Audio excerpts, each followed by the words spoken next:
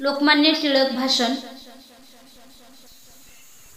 स्वराज्य हा माझा जन्मसिद्ध हक्क आहे आणि तो मी मिळवणारच, अशी सिंहगर्जना करून इंग्रजांना हादरून सोडणारे थोर देशभक्त म्हणजे लोकमान्य टिळक होय. सन्माननीय व्यासपीठ, वंदनीय गुरुजन वर्ग आणि माझ्या मित्र मैत्रिणींनो, सर्वांना माझा नमस्कार.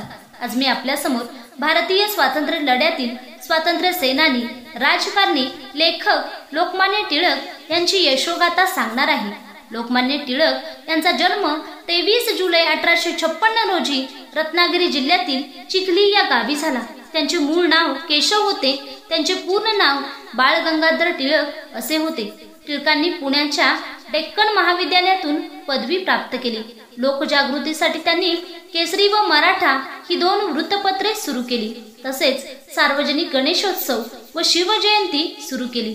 लोकमान्य टिळकांनी मंडालेच्या तुरुंगात असताना गीता रहस्य नावाचा ग्रंथ लिहिला. लोकमान्य टिळकांनी इंग्रजांच्या अन्याय अत्याचाराविरुद्ध आवाज उठवला. तसेच त्यांनी होम रूल चळवळीची स्थापना केली. इंग्रजांना चांगलेच धारेवर धरले. त्यामुळेच त्यांना भारतीय असंतोषाचे जनक असे म्हणतात. स्वातंत्र्याचे बीज त्यांनी जनमानसात पेरले. त्यांच्या या अजोड कार्यामुळे त्यांना लोकमान्य ही पदवी बहाल केली. अशा या महान नेत्याला 1 ऑगस्ट 1920 रोजी मरण प्राप्त झाले. मी लोकमान्य टिळकांना त्रिवार अभिवादन करते. जय हिंद, जय महाराष्ट्र. धन्यवाद.